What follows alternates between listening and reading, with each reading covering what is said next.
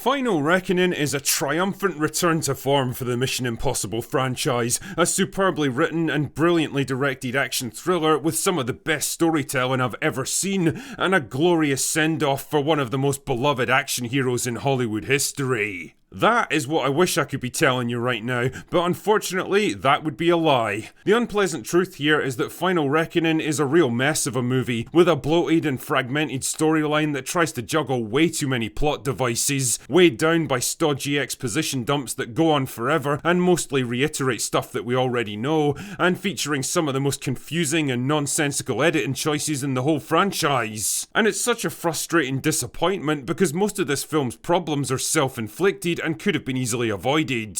Now, I know it's just open, so I'm going to do my best to avoid spoilers with this one. I'll give a brief outline of the plot, but I'm not going to tell you where it's all leading or how it ends. But if you really don't want to know anything that happens in this story, then look away now or something. You have been warned. So the movie opens a few months after the events of Dead Reckoning. The AI known as the Entity is now wreaking havoc across the world, spreading disinformation and stoking conflicts and civil unrest. Even worse, it's trying to hack its way into the defense systems of all the world's major powers to take control of their nuclear arsenals and start World War III. Why? Don't know. It just wants to blow up the world because it's evil, I guess.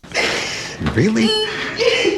The only chance of stopping it now lies with Ethan Hunt, who's managed to obtain the key to the plot device locked away inside the nuclear sub from Dead Reckoning. The only problem is that Gabriel wants the plot device for himself so that he can take control of the Entity, so he captures Ethan and forces him to retrieve it. On the other hand, the Entity wants access to another plot device where it can lock itself away and ride out the coming nuclear apocalypse. And I guess just spend the rest of eternity chilling out in a bunker. I don't fucking know. Meanwhile, Luther is working on another plot device that will infect the Entity with a virus and stop it from launching the nukes, but he needs the plot device from the sub to make it work. So the plan is for Ethan to find the sub, retrieve the sunken plot device and combine it with Luther's plot device to poison the Entity and drive it into the other plot device, where they can trap it inside yet another plot device that Luther also constructed, but only if they disconnect it at the exact millisecond that it goes in.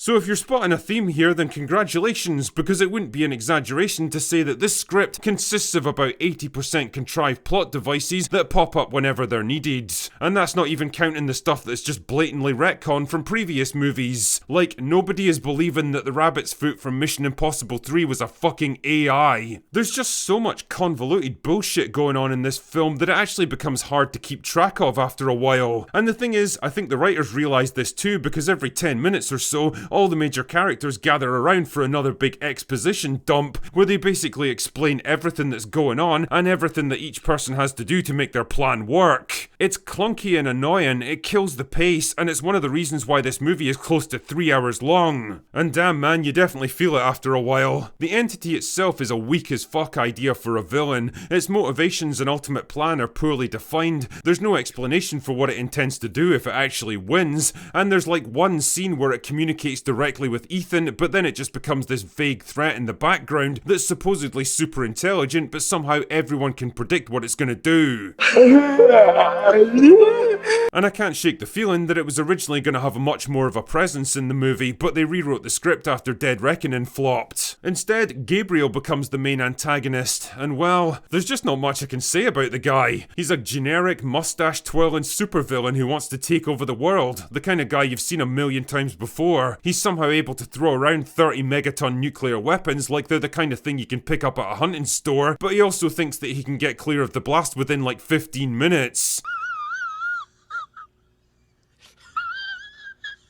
Yeah, good luck with that one, buddy. The editing is also fucking baffling. The first 15 minutes are this weird non-chronological mess of exposition and like 3 different infiltration missions happening at the same time that feels like they tried to speedrun a much longer segment by just jamming it all together. It's weird and annoying, and it makes you question when the actual storyline is gonna kick in. There's a big cast of characters in Ethan's team now, but the script doesn't seem to know what to do with most of them. Benji gets sidelined for a lot of the film, and Paris is just kind of there. Like, she's got a major beef with Gabriel because he shoved a knife into her gut, and I assumed it was leading somewhere, except that it doesn't. I mean, on the plus side, Hayley Atwell is always a pleasure to see on screen, so that's something at least. If I could say anything positive about the movie, the action scenes and the stunts are still pretty impressive, and they clearly threw everything they had at this one. There's a pretty inventive set piece inside the submarine as it rolls around on the seafloor, and the final fight aboard a plane was visually cool, even if it doesn't make much sense in the story. Tom Cruise is wearing well at 60, and he knows it, which is why he's shirtless for like half the film. But the thing is, it feels almost out of place now, like maybe this would have been a good time to acknowledge that he's getting older and slowing down a little, but nope.